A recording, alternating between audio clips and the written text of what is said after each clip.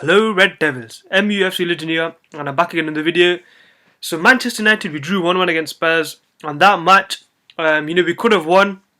Unfortunately, due to individual mistakes and possibly the starting lineup as well, a couple of errors in the players' selection, we did end up drawing 1-1. But we could have won, in my opinion. I think David De Gea, he should have saved it. 100% he should have saved that shot, because the David De Gea we all know is a world-class keeper.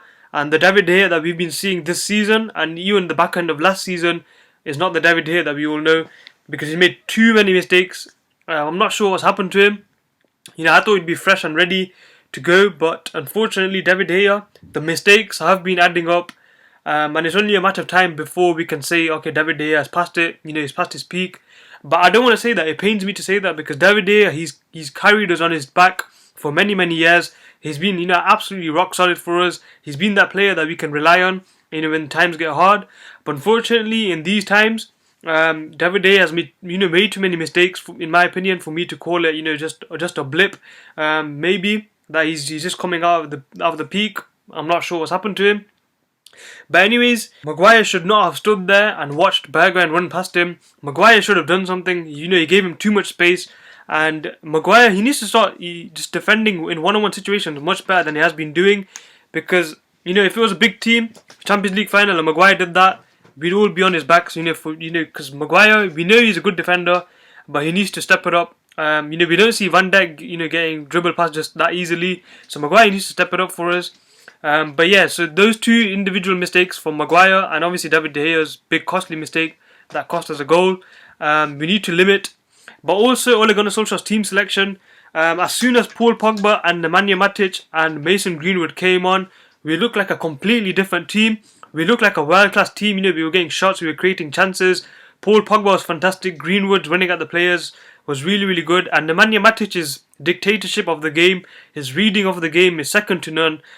In my opinion, Matic is the best central defensive midfielder we have. Fred has been really good this season. Don't get me wrong. I've praised Fred. Fred has been amazing. But in terms of dictatorship and controlling the game, I don't think Fred has that in him. I think Nemanja Matic is a much better player in terms of controlling a game.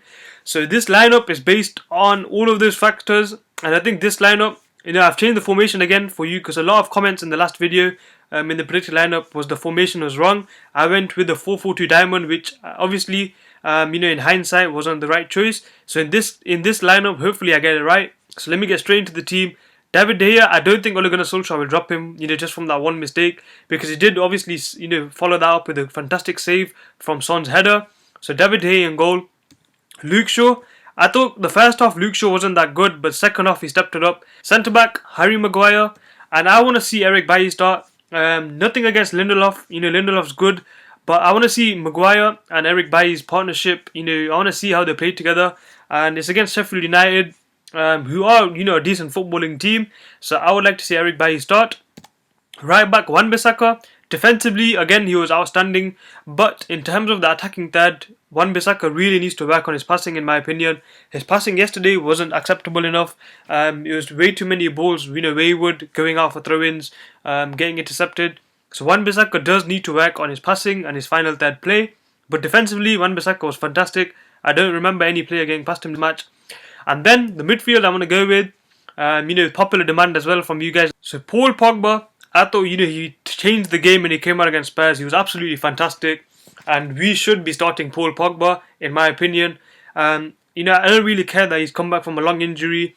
Paul Pogba has to be starting for us. He's our best midfielder by miles. And we saw that yesterday. Him and Fernandez's link-up was absolutely incredible to see. So I want to see Paul Pogba start. And, even if you can take him off in the 50th minute, he will provide us with so much more creativity in the first 50 minutes that we could potentially obviously end the game in the 50 minutes, and then you can take him off and rest him and give him a rest because of the injury. But I think Paul Pogba should be starting for us at any cost, and I think he should have started against Spurs. And then alongside him, Nemanja Matic, he was fantastic. He's been incredible for us this season, and statistics also show that whenever Nemanja Matic has started for us, our win percentage is higher than when Nemanja Matic has not started for us. So that speaks for itself. And also yesterday you could clearly see the impact that Matic made and allowing Paul Pogba and Fernandes that freedom to go forward. Whereas, when Fred and McTominay were playing, we were very conserved in the midfield, and we kept losing the ball. Fred and McTominay's passing wasn't that really good compared to Paul Pogba and Nemanja Matic. So Nemanja Matic, in my opinion, he has to start. He provides so much balance to this team that it's just there for everyone to see. And then in the number 10 position, it has to be Bruno Fernandes. He was man of the match yesterday on MUTV. The whole game, Bruno Fernandes was trying new things, passing. He was trying to make things work. But the other players like Fred, McTominay, even Rashford, to be honest, they weren't on the same wavelength as Fernandes. Fernandes is just a level above, just like Paul Pogba in terms of quality. And the other players, they need to step it up, in my opinion, because the tricks and flicks that Fernandes was doing was really progressive, but then it was just getting intercepted when it comes to the touches or even passing by Fred, McTominay, Rashford, and even Martial. Martial yesterday, he did nothing, to be honest, and he needs to work on it. And second half, when Pogba came on, Martial had a few more chances and he looked better. So there was no service into Martial, so we need to ensure that Martial does get the service he requires. Obviously, Marcus Rashford will start, there's no doubt about it. But the right wing position, personally, I would drop Daniel James and I would start Mason Greenwood.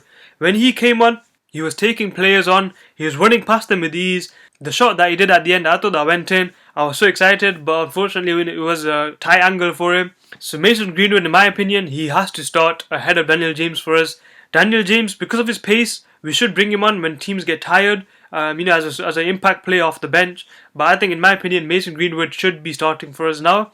He has shown many times that he is capable of starting for Manchester United. So Solskjaer should start Mason Greenwood.